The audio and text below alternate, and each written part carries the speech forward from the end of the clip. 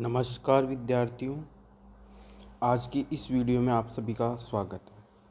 इससे पूर्व के वीडियो में हमने जाना कि इशू ऑफ शेयर्स की शेयर्स इशू किस प्रकार से किए जाते हैं, उसमें मिनिमम सब्सक्रिप्शन और सब्सक्रिप्शन, फुल सब्सक्रिप्शन, इनके बारे में जाना। और हमने पहले इस एक था कि एक तो लमसम मेथड आता है कि कंपनी ने क्या किया, सारा मनी एक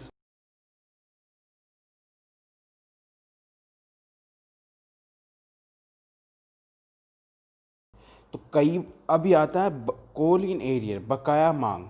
बकाया मांग मतलब कि एप्लीकेशन मनी मांगा जाता है, अलॉटमेंट, फिर फर्स्ट कॉल, सेकंड कॉल या फाइनल कॉल, इस तरीके से किस्तों में जो शेयर का वैल्यू उसको अलग अलग पार्ट में डिवाइड करके वो कॉल्स में मांगा जाता है। तो कई बार क्या होता है कि कॉल ड्यू होने के बावजूद भी पैसा प्राप्त नहीं होता है, तो वो क्या होता है, बकाया मांग, कॉल इन एरियर। कभी कभी हंसों पर विभिन्न मांगों की संपूर्ण राशि देय तिथियों तक प्राप्त नहीं होती है। कुछ कुछ अंशधार इनमें से एक अथवा कुछ मांगों की राशि नहीं दे पाते हैं।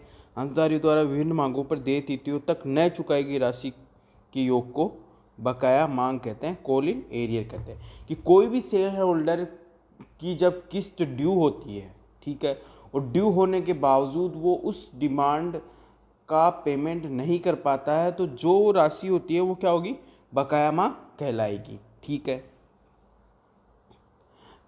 कॉल इन एरियर, बकाया मांगों पर ब्याज, interest on call in arrear. यदि कंपनी ने अपने अंतर्नियमों में इस प्रकार की व्यवस्था की हो तो संचालक बकाया मांगों की राशि पर ब्याज वसूल कर सकते हैं। यदि उसके अंतर्नियमों में उल्लेख है तो वो ब्याज वसूल कर सकते हैं। कि वो कॉल इन एरियर में यदि डिले होता है तो डिले जो पीरियड होगा उसका क्या मिलेगा, क्या लेंगे, ब्याज लेंगे। यदि कंपनी अनुसूची 1 की सारणी ऐप अपनाती है, ये क्या है, कंपनी की अनुसूची 1 की सारणी एफ अपनाती है तो बकाया मांग पर 10% वार्षिक की दर से ब्याज वसूल कर सकती है। कि वो जितनी अवधि तक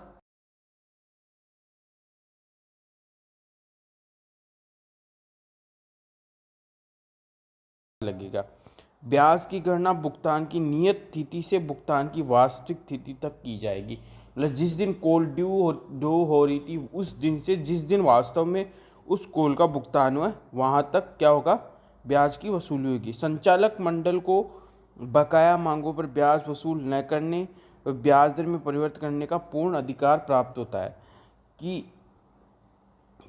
जो संचालक मंडल होता है कंपनी का, वो क्या कर सकता है, बकाया मांगों पर ब्याज वसूल न करने या ब्याज दर में परिवर्तन कर सकता है। बकाया मांग पर ब्याज कंपनी की आय है, ठीक है। इंटरेस्ट होगा, भाई इंटरेस्ट वसूल कर रही है तो उसके लिए क्या होगा, इनकम होगी। अतः बकाया मांग पर ब्याज प्राप्त होता है तो इसकी निम्न प्रविष्टि होगी।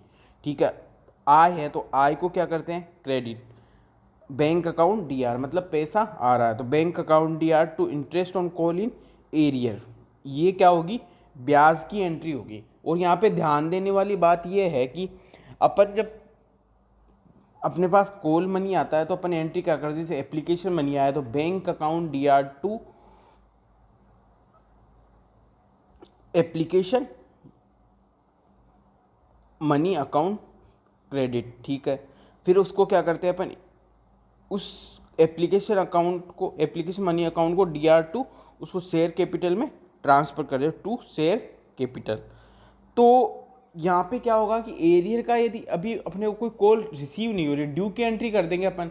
ठीक है, एप्लीकेशन मनी तो आ गया, फिर ड्यू की जब एंट्री हो रही, allotment account DR to share capital account, ठीक है, तो उसमें क्या होगा, फिर जब वो रिसीव होगी तो वो क्या होगा, कम राशि से क्या होगी, वो अमाउंट रिसीव होगी।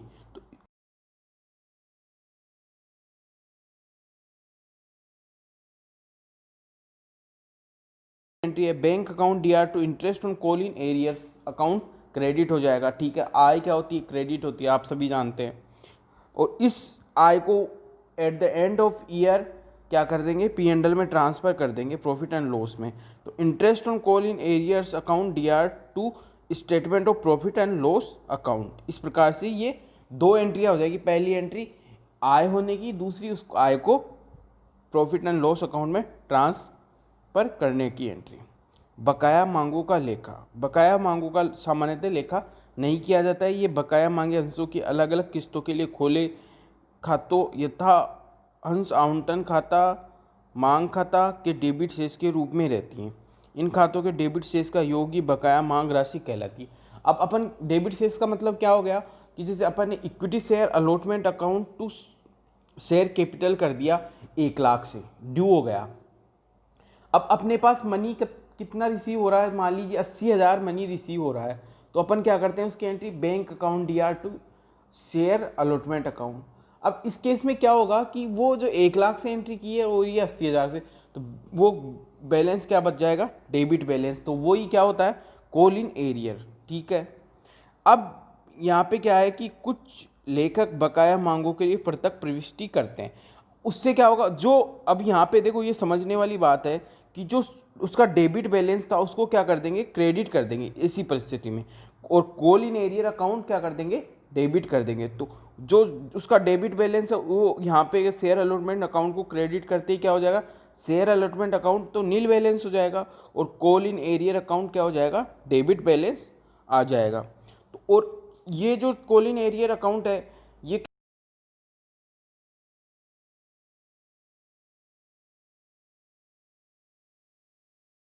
उसमें से क्या कर देंगे, इस कॉल इन एरियर को लेस कर देंगे। अब बैलेंस शीट में अपन किस प्रकार से दिखाएंगे इसको कि जैसे क्या होता है कि बैलेंस शीट में इक्विटी एंड लाइबिलिटीज़ में शेयर होल्डर्स फंड आता है, फिर अपन ऑथराइज कैपिटल, इशूड कैपिटल, फिर आता है cold up and paid up capital. ठीक है। तो वो जो कोल्ड अप कैपिटल होगी इसमें से लेस कॉल इन एरियर्स कर को क्या कर देंगे, लेस कर देंगे। उसके बाद में जो अमाउंट आएगी वो क्या होगी, एक्चुअल में शेयर कैपिटल होगी। ठीक है। तो इस प्रकार से कॉल इन एरियर का अकाउंटिंग किस प्रकार से किया जाता है और कॉल इन एरियर की क्या परिभाषा है, ये इस वीडियो के माध्यम से अपन समझ सकते हैं।